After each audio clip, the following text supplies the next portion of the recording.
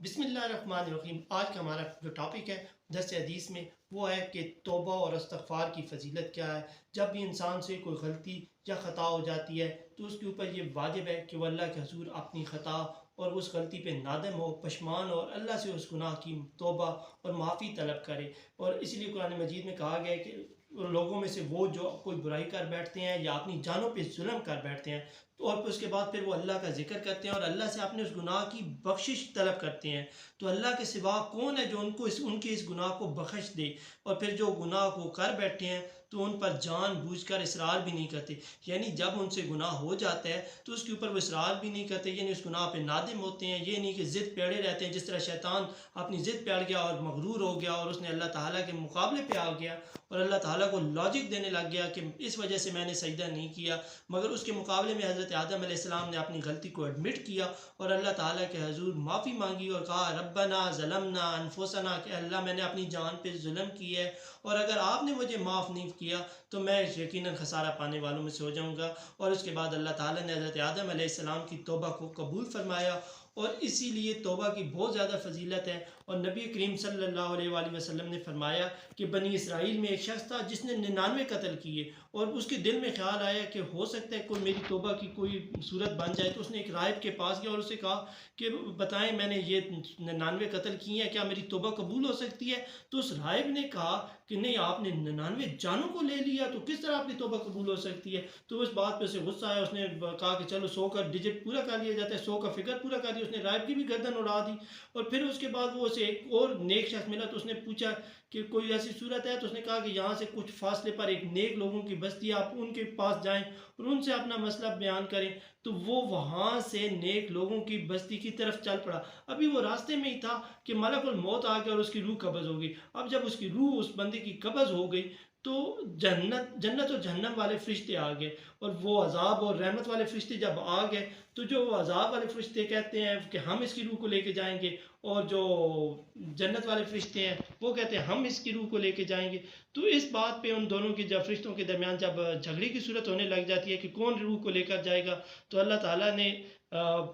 کے پاس وہ جاتے ہیں تو اللہ تعالیٰ کہتے ہیں کہ اگر وہ نیک لوگوں کی بستی سے قریب ہے تو اس کو جنت میں لے جائیں اس کی روح کو، اور اگر یہ نیک لوگوں کی بستی سے دور ہے تو اس کو جہنم میں لے جائے۔ مگر جب اللہ اور اس کے ساتھ اللہ تعالیٰ زمین کو حکم دے دیتے ہیں کہ تم جنت جو نیک لوگوں کی بستی ہے اس کو قریب کر دے، اور جو وہ جگہ ہے وہ نیک لوگوں کی بستی قریب ہو جاتے ہیں۔ جب اس زمین کو ناپا جاتا ہے کہ وہ نیک لوگوں کی بستی سے کتنے قریب ہے تو وہ ایک بالش یعنی ایک گٹ کا فاصلہ جو ہے وہ اس سے زیادہ ہوتا ہے، اور ایک بالش زیادہ قریب ہونے کی وجہ سے اس کی مغفرت کر دی جاتی ہے، اور یہ حدیث بھی متفق علیہ ہے۔ ایک اور مقام پہ حضرت برا بن عازب روایت کرتے ہیں، اور یہ ہم نے پچھلے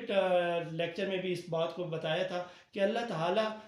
نبی کریم صلی اللہ علیہ وآلہ وسلم نے فرمایا کہ اس شخص کی خوشی کے متعلق کیا کہتے ہو جس کی اونٹنی کسی سنسان جنگل میں گم ہو جائے، اور اس سنسان جنگل یا اس سنسان صحرا میں اس کا زاد راہ، پانی، مشکیزہ ہر چیز اس اونٹنی پر ہو، اور جب وہ اس کو دیکھے اس کو نہ مل رہی ہو، پھر وہ تھک ہار کے ایک درخت کے نیچے لیٹ جائے، اس کی آنکھ لگ جائے، اور پھر جب اس کی آنکھ کھلے تو اس کو وہی اونٹنی مل جائے،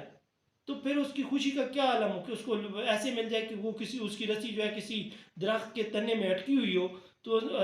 صحابہ نے کہا کہ یا رسول اللہ اس کی تو خوشی کا عالم ہی بہت زیادہ ہوگا، دیدنی ہوگی، وہ بہت خوش ہوگا۔ تو نبی کریم صلی اللہ علیہ وآلہ وسلم نے فرمایا سنو، اللہ کی قسم، اللہ تعالیٰ کو اپنے بندے کی توبہ اس شخص کی سواری ملنے کی جو اس کو ملنے کی وجہ سے ہو رہی ہے اس سے بھی زیادہ ہوتی ہے، اور حضرت ابو ہریرہ رضی اللہ تعالیٰ عنہ سے مروی ہے۔ اب توبہ کا بھی ایک وقت مقرر ہے، یہ نہیں کہ جب انسان کی جان نکل رہی ہو تو اس وقت بندہ توبہ کر لے۔ تو نبی کریم صلی اللہ علیہ وآلہ وسلم نے فرمایا کہ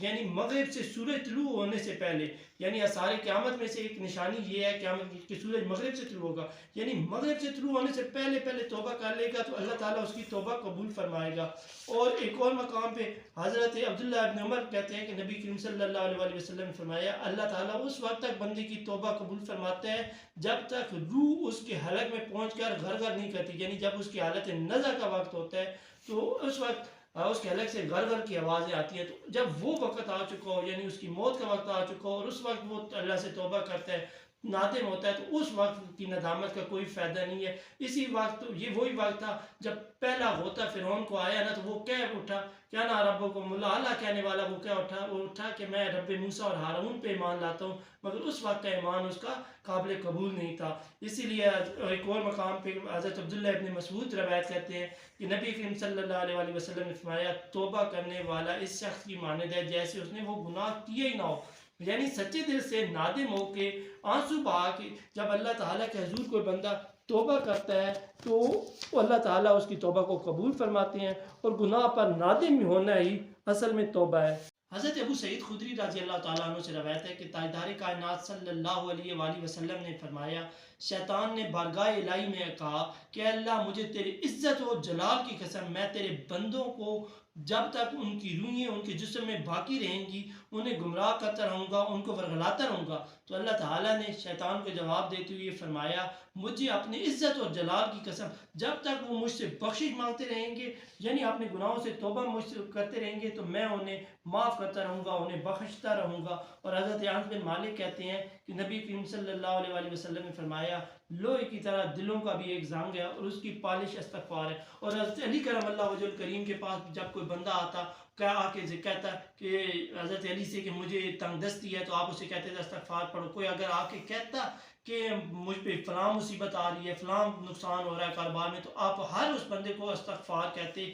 اور اسے کہتے کہ استغفار کثرت سے پڑھو. اور حضرت عمر رضی اللہ تعالیٰ نے بیان کرتے ہیں کہ کثرت سے توبہ کرنے والوں کے پاس بیٹھا کرو کیونکہ ان کے دل نہایت نرم ہوتے ہیں. جو بندہ توبہ کرتا ہے جس کی آنکھوں سے آنسو روان نہیں ہو جاتے ہیں اس کا دل نرم ہوتا ہے، اور جس بندے کی آنکھوں سے آنسو روان نہیں ہوتے، آنسو جاری نہیں ہوتے، اس کا دل سخت ہوتا ہے. اور توبہ کی وجہ سے انسان اپنے نفس کا محاسبہ کرتا رہتا ہے، یعنی وہ اپنی تزکیہ نفس کرتا رہتا ہے کہ اس کے نہ آج کوئی خامی یا اس نے پورے دن میں کوئی غلطی تو نہیں کی. اور حضرت ابو ذر فرماتے ہیں کہ گناہوں سے توبہ کرنے والا اور متقی انسان لوگوں میں سے بہترین فرد ہے. یعنی توبہ کرنے والے اور متقی یعنی جنہوں نے تقوی اختیار کیا، جنہوں نے اللہ کی راہ کو اختیار کیا، وہ سب سے بہترین لوگ ہیں. اور ایک اور مقام پہ حضرت ذنون مصری کہتے ہیں گناہ سے باز آئے بغیر توبہ کرنا جھوٹے لوگوں کی توبہ ہے، یعنی کذاب لوگوں کی توبہ ہے. یعنی بندہ اس گناہ کو چھوڑے بھی نہیں اور توبہ بھی کرتا رہے، بار بار توبہ کرتا رہے، تو اس کا مطلب ہے کہ وہ کذاب ہے، وہ جھوٹا ہے. اور توبہ کے بعد کی لغزش توبہ سے پہلے کی 70 لغزشوں سے بدتر ہے. یعنی بندہ توبہ کرتا ہے پھر اس کے بعد وہی کہانی دہراتا ہے، تو اس کا مطلب ہے کہ اس کی 70 لغزشوں سے وہ بدتر ہے. اور فرمایا گناہوں کا اعتراف ندامت اور گناہوں کا ترک کرنا توبہ ہے. یعنی انسان گناہوں کا اعتراف کر لے اور اس کے بعد اللہ کے حضور سچی توبہ کر لے، تو اس کا مطلب ہے کہ اس کی توبہ جو ہے وہ توبہ صادق ہے. اور